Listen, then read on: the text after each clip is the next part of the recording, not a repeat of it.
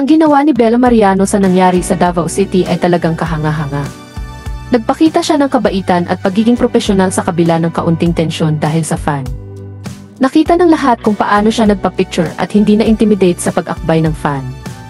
Kahit na may mga security staff na nag-aalala, pinagbigyan niya pa rin ang fan at hindi siya nagalit. Marami ang nagpuri sa kanya dahil sa kanyang composure at pagiging mabait. Napakaganda ng ipinakita niyang pagtrato sa fan at patunay ito ng kanyang magandang ugali at pagmamahal sa kanyang mga taga-suporta. Kaya naman, hindi nakakapagtaka na patuloy na minamahal ng mga tao si Bella Mariano. Hindi lang siya magaling na artista, maganda rin ang kanyang puso at nagpapakita siya ng tunay na halimbawa ng isang tunay na artista. Grabe, ang galing naman ni Belle.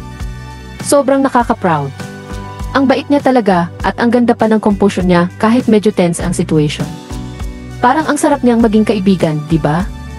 Nakaka-touch na kahit medyo na pressure, nagawa pa rin niyang magpakita ng kindness sa fan niya. Lalo siyang nag-shine sa situation na to. I wonder kung ano kaya ang nararamdaman niya sa mga ganitong pagkakataon. Siguro, may halo-halong emotion siya, kaba, excitement, at tuwa. Pero ang importante, nagpakita siya ng respeto at pag-unawa.